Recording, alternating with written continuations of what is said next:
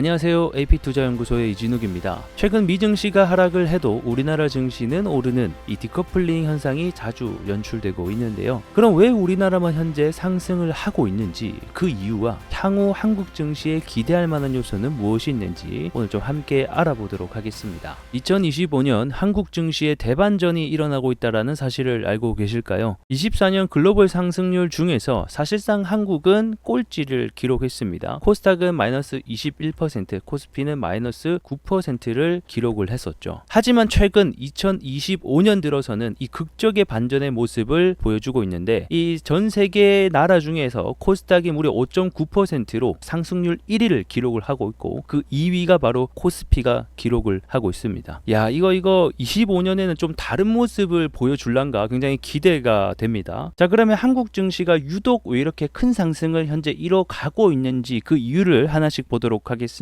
저는 이 첫 번째 이유가 사실 가장 크다라고 봅니다. 바로 24년도 하락폭이 컸던 만큼 그만큼 가치가 싸졌다라는 거겠죠. 그래서 한국 증시의 밸류에이션을 측정을 해보게 되면 코스피가 24년도 마무리했을 때 PBR이 0.84배를 기록을 했습니다. PBR이 1보다 아래로 되고 있다는 것은 지금 당장 이 코스피를 청산해도 자산 가치보다 이 시장에서 낮게 거래가 되고 있다. 그만큼 싸졌다라는 것을 의미를 하게 되겠죠. 24년도 코스피 PBR 밴드가 0.84배를 기록, 지금까지 PBR 밴드가 항상 0.8배 부근에서 반등이 나와줬기 때문에 이번에도 매력 가치가 충분히 높아졌다라고 보고 있는 거고, 코스닥도 마찬가지입니다. 늘 1.5배 부근에서 상승 반등이 나와줬었고, 24년도가 마무리됐을 때 코스닥이 1.5배 정도에 가까이 위치해 있었기 때문에 그만큼 밸류에이션 측정으로 봤을 때 싸게 거래가 되고 있었던 이유가 어쩌면 한국 증시의 가장 큰 상승의 동력이 되지 않았나, 이렇게 생각을 하게 됩니다. 자, 두 번째 상승 이유로는 이미 악재가 선반영되어 버렸다라는 겁니다. 한국 증시가 하락을 했던 주요 이유를 제가 세 가지를 가져와 봤는데, 첫 번째는 이 트럼프 리스크였죠. 트럼프가 당선이 되면서 보호무역주의를 취하는 인물이 우리나라 수출 국가에게는 굉장히 큰 피해가 볼 거다, 이런 우려감이 존재를 했었습니다. 근데 최근에는 어떻게 바뀌고 있냐면, 이 미국의 경제 성장으로 인해서 오히려 우리나라가 수혜를 볼 수 있다라는 인식과 말들이 점점 나오고 있는 상황이거든요. 예를 들어서 대표적인 게 또 조선이 될 수가 있죠. 트럼프가 직접적으로 우리나라에게 도움을 요청하기도 한 산업이기도 하고요.